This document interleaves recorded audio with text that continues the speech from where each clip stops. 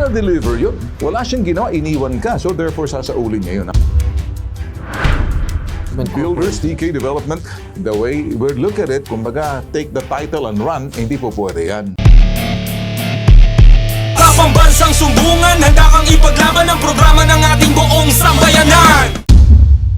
Nung nakuha na si 3.5 ko, nagsabi na sila na wala na silang pera. Ang usapan namin is Okay. half down, half in-house financing. Alright. Magkano po ang pagpapagawa raw ng bahay na napagkasunduan po ninyo?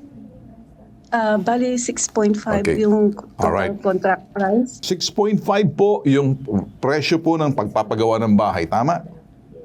Tama po. Alright, so sa 6.5 million papagawa ng bahay, na-down niyo po yung 3.5 million, tama ma'am? Yes po, tama po. Ano pong nangyari? So, ilang buwan po nila ginawa yung 3.5 million pesos na down payment? Nakailang buwan po yan? Bali, naka 5 months po 5 sila months. kasi nag-mobilize sila ng June. Alright. Ilang buwan daw gagawin yung bahay, ma'am? 6 to 9 months po. Ano pong nangyari? Kasi nakita po natin, tinayo naman yung building ninyo. Ibig sabihin, finishing na lang. At yung, naitayo yung pundasyon, naitayo na po, 3 stories, pero wala pa po tayo nakitang dingding. Yung pong ganyan, matibay na po, pati second floor.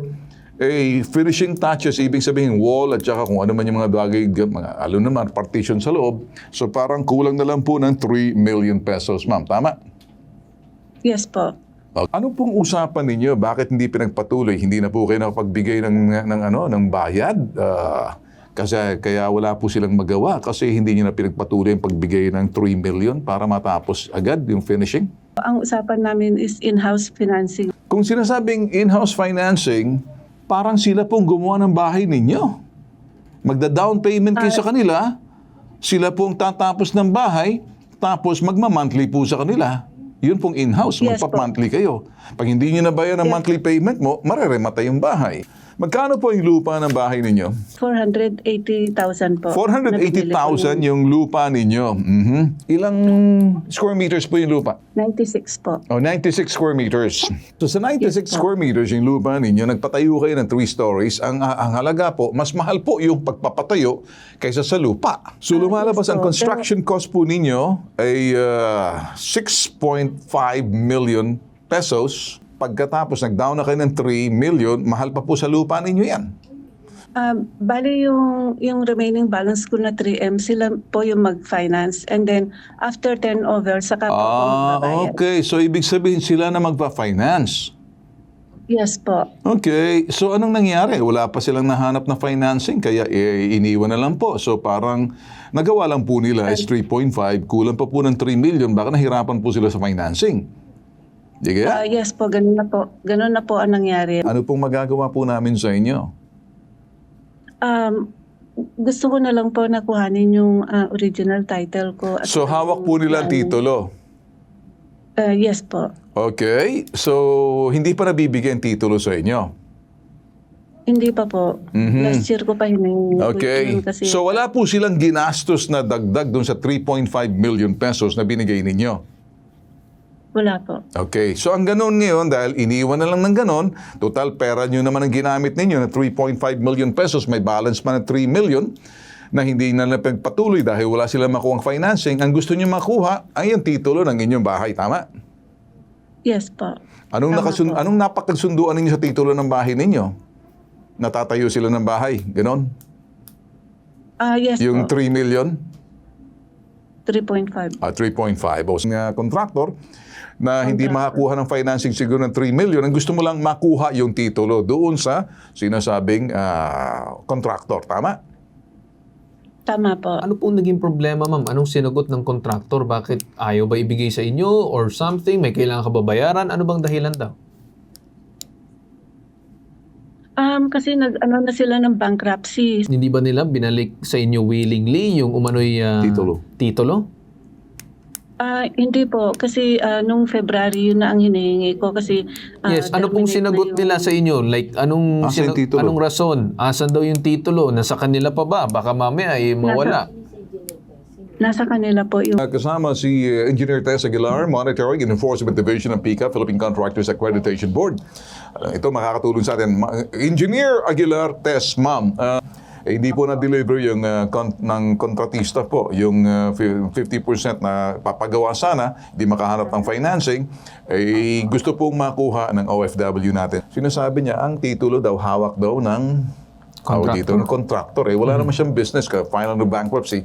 Pwede po bang yung builder na to na wala namang di ginugol ko, hindi, kumuha lang 3.5 million down payment, yung 3 million di na-deliver, tinigil na. Hindi ko maintindihan kung bakit hawak niyang titulo. Ito'y Builders TK Development Construction Company. Nung kasing nag-verify sila, this company attempted to apply twice pero hindi pa po nabibigyan ng lisensya. 2 beses nag-apply na disapprove itong Builders TK Development Corporation. And then, Kung sila po ay hindi nyo inaprubahan, we'll take it from there. Gagawa na po kami ng hakbang to go after with the contractor.